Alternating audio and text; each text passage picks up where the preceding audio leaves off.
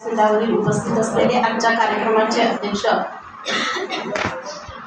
कॉलेजचे उपप्राचार्य माननीय डॉक्टर दडस सर, त्यानंतर आजच्या कार्यक्रमाचे प्रमुख वक्ते प्राध्यापक संभाजी देसाई सर, कॉमर्स विभागाचे विभाग प्रमुख ढाणे सर, त्यानंतर टॅली विभागाचे प्रमुख कोळी सर, त्यानंतर हिंदीचे जाधव सर आणि माझे सर्व सहकारी बंधू भगिनीनो आणि तुम्ही सर्वजण माझे प्रिय विद्यार्थी मित्र हो.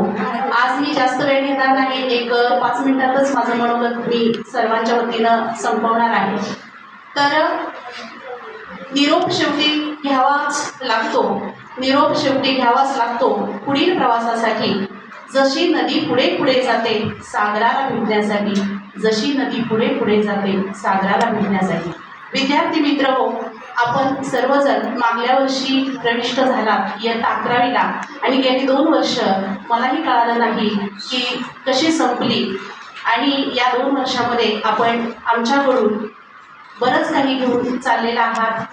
जाधव सरांनी पण सांगितलेलं आहे की इथली असणारी सोयीसुविधा असेल, आमचं अध्यापन असेल किंवा आमचे संस्काराची शिदोरी असेल, ते आपण घेऊन चाललेलं आहात की तुम्हाला भविष्य काळामध्ये नक्कीच उपयोगी पडेल. 2 वर्ष ही तुमची भूतकाळामध्ये इतिहासामध्ये जमा होणार आहे. मात्र या येणाऱ्या भविष्यकाळामध्ये तुम्हाला ही 2 वर्ष नक्कीच उपयोगी ठरतील. आम्ही सर्वजण शिक्षक आपल्याकडून एखादा उपक्रम, चांगले मार्क्स मिळवण्यासाठी एखादा प्रकल्प राबवून घेत असताना आपल्यावरती चिडलो असेल, रागवलं असेल, कधीतरी हातही उगारला असेल, तर त्याचा एकच केवळ उद्दिष्ट होतं, ते म्हणजे आपला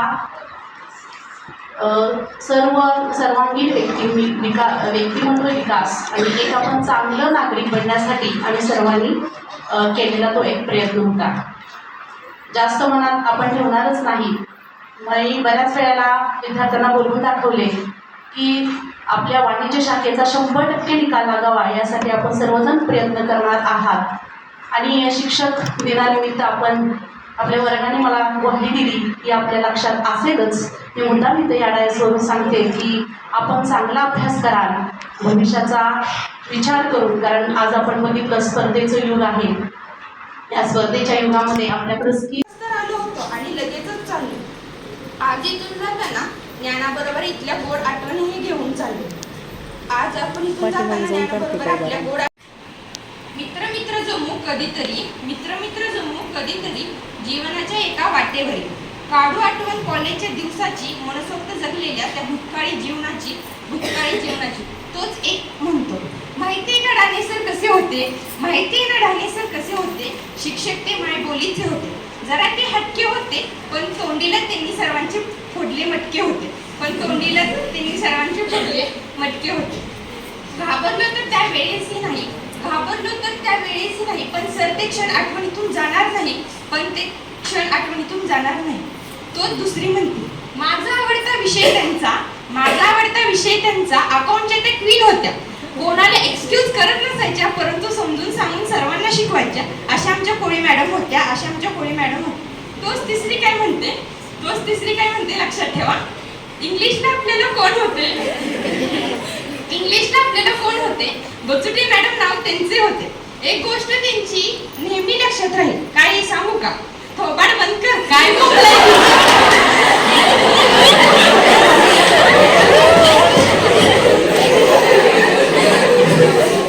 हे शब्द त्यांचे कायम आठवतील, पण ते आठवताना मात्र वेळ सरत जाईल. तो चौथी म्हणते, देशमुख मॅडमना विसरणं कसं शक्य होईल. इकॉनॉमिक्स विषय त्यांचा, प्रामाणिकपणा रक्तात त्यांच्या. देशमुख मॅडम नावाच्या होत्या, आमच्यासाठी आदर्श होत्या.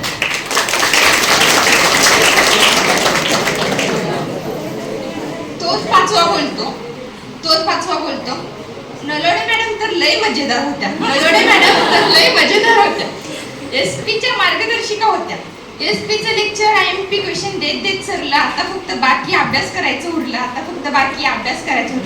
तोच पाचवी म्हणते, भोसले मॅडम कुठे गेल्या.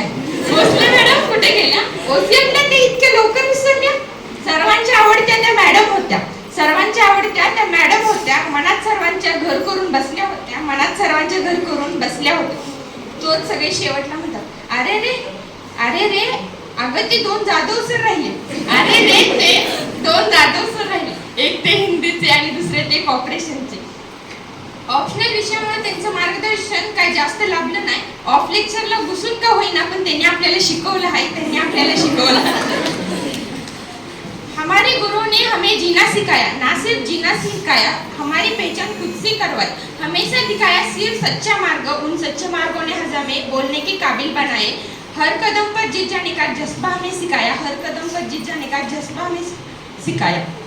या 2 वर्षाच्या आपल्या या प्रवासात आपण खूप काही चुका केल्या आणि त्या चुका तुम्ही माफ करणार हे आम्हाला माहित आहे. मग सर करणार ना आमच्या चुका माफ?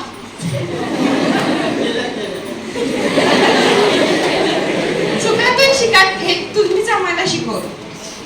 चुकातून शिका हे तुम्हीच आम्हाला शिकवलं. जो जाते थे कॉलेज तक उस रास्ते से जुदा हो गए और हम इस कॉलेज से अलविदा हो गए. एवढे 2 शब्द संपून माझे भाषण संपवते. जय हिंद, जय महाराष्ट्र. सर्वांचा शेवटचा दिवस. काही 2 वर्षात आम्ही जे काही वागलो बोललो त्या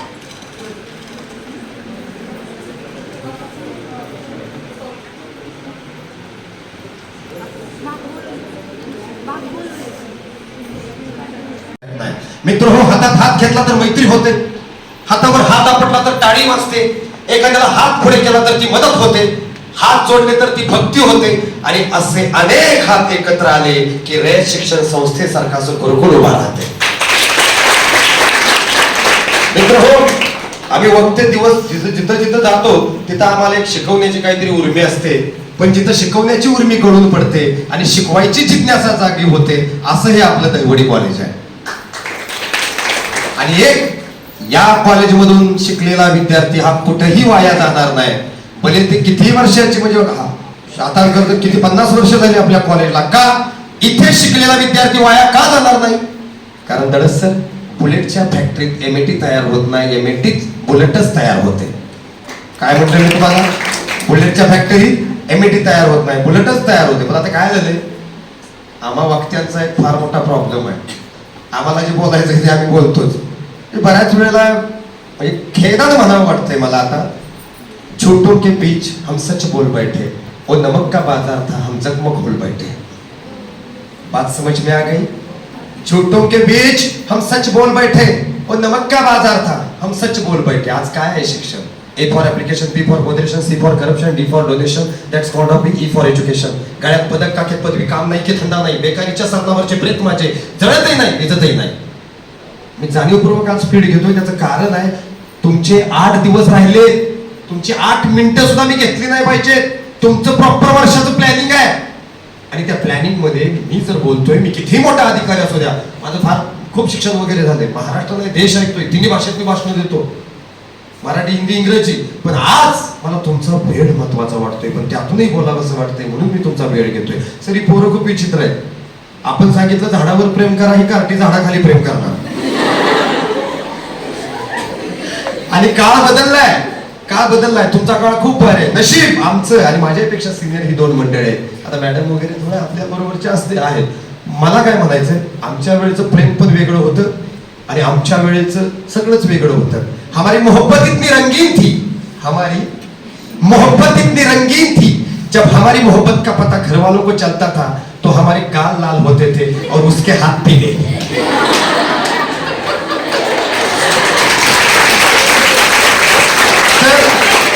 पोरं इतकी मजेशीर आहेत, गमतीशीर आहेत.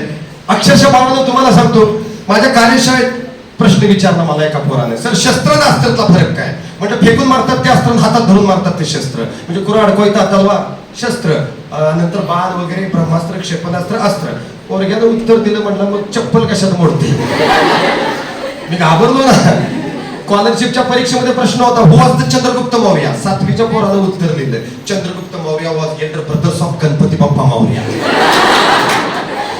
सर, दुर्दैव काय, मी सिनियर कॉलेजला शिकवाय असताना, प्रोफेसर असताना वाईमध्ये 2014ला मराठीला नामदेवाचे अभंग आहेत. आणि नामदेवाचे अभंग म्हणजे विसोबा खेचर त्यांचे गुरु वगैरे, आणि मी सुपरविजन करतोय. माझंच काही विजन नाही, मी सुपरविजन करतोय. अक्षरशः बघा मी सुपरविजन करतोय. एका पोराचा पेपर मी पाहतोय, नामदेवांचे गुरु विसोबा खेचरांवर 15 मार्काची टिप. ते पोरगाने पहिली ओळ लिहिली, हा एक जलचर प्राणी आहे, हा आदिवासी भागात सापडतो, तिथं त्याला भाजून खातात, चांगल्या हॉटेलमध्ये तळून मिळतो. अरे त्या आईला मोठा गोंधळ आहे. आणि म्हणून बाळांनो, जे ऐकायचं ते व्यवस्थित ऐकायचं. खरं तर माझा स्टडी टेक्निक नावाचा 10 तासाचा कोर्स आहे. एका दिवसात अख्खं पुस्तक कसं वाचायचं ते मी शिकवतोय. एका दिवसात अख्खं पुस्तक, जोक नाही, एका दिवसात अख्खं पुस्तक कसं वाचायचं, कसं पाठ करायचं हे मला शिकवता येतं. कारण सकाळी शिकवलेलं आपल्या लक्षात राहत नाही हो. लगेच आपण धडक सरांना विचारतो, सर हे काय, ते काय, ते काय, ते काय. पण मी जर तुम्हाला प्रश्न विचारला, 2012 ला एक पिक्चर आला होता, त्या पिक्चरचं नाव 3 इडियट. आमिर खानचा पिक्चर पाहिलाय का? येस, पाहिलाय. 2012 ते 2025 वर्ष किती झाली? चला ठीक आहे, 12 वर्ष झाली. त्या चित्रपटामध्ये मित्राचे वडील आजारी असताना त्यांना दवाखान्यात घेऊन जायला आमिर खानकडे गाडी नसते.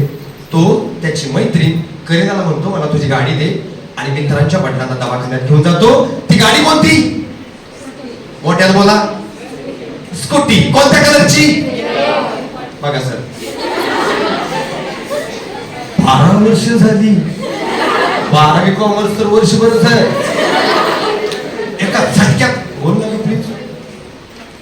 बोर होतंय का? नक्की? मला माहित आहे बोर होत. तर मला काय म्हणायचंय, 12 वर्ष झाली. एका झटक्यात सांगितलं स्कूटी, लगेच सांगितलं रेड कलरची. हे काय? लॉ मेमरीचा, लॉ ऑफ व्हिज्युअलायझेशन, VISUALISATION. चित्र डोळ्यासमोर आणून अभ्यास करणे, अशा अभ्यासाच्या बऱ्याचशा मेथड आहेत, पद्धती आहेत, त्या आपण लक्षात ठेवल्या पाहिजेत. आणि आज त्या 12वीच्या वर्षामध्ये, आज या शेवटच्या टप्प्यामध्ये तुम्ही कॉलेजला काही सोडून वगैरे जात नाहीये, परत तिथं कॉलेजला येणार आहात. आणि गुरुजन काय, गुरुजन सोपी गोष्ट नाहीये. ज्याच्या आयुष्यात गुरु नाही ना, त्याची अवस्था गुरासारखी होते. आणि काय बोलू शिक्षकांबद्दल, मी काही बोललो तरी 1 तास व्याख्यान होतं, काही 100 विषय झाले, 2 गाड्या व्याख्यानात प्रेझेंट मिळाल्या. आदर्शाचा अर्क म्हणजे शिक्षक, सदैव ज्ञानात गर्क म्हणजे शिक्षक, पावित्र्याचे प्रेरक रूप म्हणजे शिक्षक, स्वयंप्रकाशित हिऱ्याचे स्वरूप म्हणजे शिक्षक, अभिरथ हास्याचे वरदान म्हणजे शिक्षक, आणि भारताच्या भविष्याची शान म्हणजे शिक्षक. एखादं गाव मोठं होतं, एखादं गाव मोठं होतं त्या गावातल्या माणसामुळं, माणसं मोठी होतात त्या गावातल्या शाळेमुळं, आणि शाळा मोठी होते त्या शाळेतल्या शिक्षकांच्यामुळं. एखादा डॉक्टर चुकला तर एखादा रुग्ण जगवतो, एखादा इंजिनियर चुकला तर एखादा पूल किंवा इमारत कोसळते, पण एखादा शिक्षक चुकला तर अख्खी पिढीच्या पिढी बाद होते. हे शिक्षकाचं महत्व आहे. Discovery of India Pandit Jawaharlal नेहरूंचं पुस्तक, त्या पुस्तकामध्ये पंडितजी एक उल्लेख करतायत. पंडितजींना लहान मुलं गुलाबाचं फुल खूप आवडायचं, गुलाबाचं फुल कोटावर शोभायचं, लहान मुलं हृदयात बघायची. एकदा रस्त्याला जाताना त्यांना प्राथमिक शाळा दिसली, ते त्या शाळेत घुसले, सुरक्षा रक्षक वगैरे सगळ्यांना बाजूला सारलं, गेले. एक प्राथमिक वर्ग होता, एका चुणचुणीत मुलाला उचललं, खांद्यावर घेतलं. ते पोरग गोंधळून गेले की ऍक्टिव्हिटी माणूस अचानक येतोय, आपल्याला उचलतोय, खांद्यावर घेतोय. ते पोरग गोंधळून म्हणतंय गुरुजींना, ते पोरग कोणाला? गुरुजींना. गुरुजी हे कोण? आता गुरुजी हे कोण म्हणल्यानंतर शिक्षकांनी ओळखलं, देशाचे पंतप्रधान आहेत. ते म्हणजे बाळ, हे आपल्या देशातली सगळ्यात मोठी व्यक्ती, आपल्या देशाचे पंतप्रधान. त्यावेळेला त्या पोरानं जे उत्तर दिलं ना, ते तुम्ही हृदयावर कोरा, आयुष्यात कधी अपयश येणार नाही. गुरुजी म्हणतायत बाळ हे आपल्या देशातली सगळ्यात मोठी व्यक्ती, आपल्या देशाचे पंतप्रधान. त्यावेळेला ते पोरग म्हणताय नाही गुरुजी, तुमच्यापेक्षा मोठे या देशातच काही जगात सुद्धा कोणी नाही, आधी तुम्ही आणि मग पंतप्रधान. एका माणसात 3 माणसं असतात, आणि त्या 3 माणसं at A time, all time, every time, म्हणजे मी, आम्ही सगळे आणि तुम्ही, जगातल्या प्रत्येक माणसात एका वेळेला ऍट ए टाइम 3 माणसं असतात, आणि त्या तिघांची उत्तरं एकच येणं हे यश आहे. फॉर एक्झाम्पल, आपण आपल्याला काय समजतो, जग आपल्याला काय समजतं, 3 आपण खरोखर कोण आहोत. येते लक्षात? आपण आपल्याला काय समजतो, जग आपल्याला काय समजतं, आणि खरंच त्याच्या आईला मी हाय कोण. आणि या 3 प्रश्नांची उत्तरं ज्यांची एक येतात ते जगात यशस्वी होतात. उदाहरणार्थ कर्मवीरांना जग त्यांना कर्मवीर समजत होतं, ते स्वतः पण वृत्तीने कर्मवीर होते आणि खरोखर पण कर्मवीर होते. छत्रपती शिवराय वयाच्या 5व्या वर्षी सांगितलं होतं आईनं, तू राजा आहेस. हा महाराष्ट्र, हा मुलुख, हा प्रदेश त्यांना राजा समजायचा, आणि खरोखर पण ते राजा होते, स्वतःला राजा समजत होते. वीर शहीद भगतसिंग, हा भारत त्यांना सच्चा देशभक्त समजायचा, स्वतः पण सच्चे देशभक्त होते, आणि स्वतःला समजायचे पण देशभक्त. आता आपलं काय होते सांगल कोण? आपलं काय होतं? आपण आपल्याला जागीरदार समजतो, लोक आपल्याला काहीतरी गडपट समजत असतात आणि खरोखर आपण पाकच दलिंद्र असतो. आमच्या ते प्रश्नांची उत्तर कधी एक येणार आहेत? आज ह्या ऐतिहासिक अशा दहिवडी कॉलेजच्या हॉलमध्ये बसल्यानंतर एक निर्णय घेऊन उठा. पुढची परिस्थिती अत्यंत वाईट आहे, अत्यंत वाईट. येते लक्षात? म्हणजे जर मी सांगतोय ते ऐकलं नाही, जर हे गुरुजन सांगतात ते ऐकलं नाही, तर तुमची अवस्था चूल आणि मूल, आणि तुम्हाला चूल बी नाही आणि मूल बी नाही.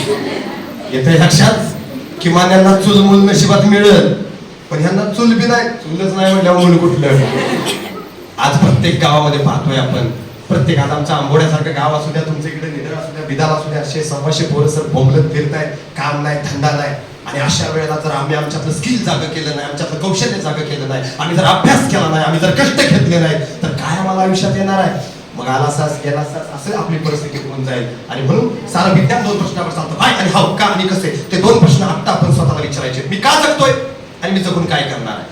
मी का शिकतोय आणि मी शिकून काय करणार आहे? आणि हे जर 2 प्रश्न विचारले नाही, तर आपली अवस्था त्या अप टू डेट माणसासारखी होईल की जो सुटामुटात आहे, फिरतोय दहिवडीच्या चौकात येतोय, त्याला रस्ता सापडत नाही. एका छोट्या मुलीला तो म्हणतो, बाळ हा रस्ता जातो कुठं? ती मुलगी म्हणते, का तुम्हाला कुठं जायचंय? हा म्हणतो माहित नाही. पोरगी म्हणते, मग कुठं बंद, काय फरक पडणार आहे? जसं कोर्टाची उंच इमारत आहे, लंबक उजवीकडे डावीकडे सारखा फिरतोय. एक चिमणी म्हणते त्या लंबकाला, लंबक दादा तू सारखा उजवीकडे डावीकडे फिरतोय, सांग ना. तुच्छतेने बघत तो लंबक चिमणीला म्हणतोय, दिसत नाही का मी घड्याळ चालवतोय? चिमणी म्हणते, घड्याळ चालवतो म्हणजे काय? लंबक म्हणतो, माझ्यामुळे काटे फिरतात, काट्यामुळे वेळ जगाला कळते, जग चालतं काट्यामुळे, काटे फिरतात माझ्यामुळं. चिमणी म्हणते, मला सांग ना तुझ्या घड्याळात वाजले किती? हा म्हणतो, वर काय चाललंय मला अजिबात माहित नाही. चिमणी म्हणते, मग गाढवा का फिरायला लागलायस? सैरामच्या शिक्षण रूपी घड्याळात किती वाजल्या? भारतभर विद्यापीठ कॉलेज फिरून फिरून कंटाळा आला मला. माझ्या आयुष्यात मला जर कंटाळा कशाचा असेल ना, तर बोलण्याचा. येते लक्षात बाळाला तुमच्या? मी मागेल तेवढे पैसे लोक मला देत आहेत बोलायला, पण आज तुमच्यावरल्या प्रेमापोटी बाळाला बोलतोय. आज अक्षरशः ज्ञान हे वाघिणीचं दूध हे फक्त अपवादात्मकरित्या राहिलेलं आहे आपल्या रेल सारख्या संस्थेमध्ये. बघा, त्या वाघिणीच्या दुधात आज भेसळ झाली, आणि ते भेसळयुक्त दूध पिल्यामुळे आमची आजची पोरं वाघासारखी डरकाळी फोडण्याऐवजी मांजरासारखी गुरकायला लागली. स्पेशली इथल्या मुलींसाठी मी सांगेन, इथं महिलांची मुलींची संख्या जास्त आहे. प्रत्येक यशस्वी स्त्रीच्या पाठीमागे एका पुरुषाचा हात असतो का नाही हे अजून सिद्ध झालेलं नाही. नशीब टाळ्या वाजवा. अरे टाळ्या तुम्ही वाजवा, तुम्ही वाजवायला पाहिजे. मी वाक्य काय बोललो लक्षात आलं का? प्रत्येक यशस्वी स्त्रीच्या पाठीमागे एका पुरुषाचा हात असतो का? त्या म्हणल्या असतो. म्हणजे टाळ्या कोणी वाजवल्या पाहिजे? पुरुष मंडळीने वाजल्या पाहिजे. हे अजून सिद्ध झालेलं नाही, त्यांचा अनुभव तो आहे. बघा, पण एका पुरुषाच्या पाठीमागे एका स्त्रीचा हात असतोच असतो. कधी ती आई असते जिजाऊ सारखी, कधी ती बहीण असते मुक्ता दिदी सारखी, कधी ती लक्ष्मीबाई असते पत्नी म्हणून कर्मवीर अण्णांच्या पाठीमागे, तर कधी ती प्रेयसी असते जन वाईल्ड सारखी.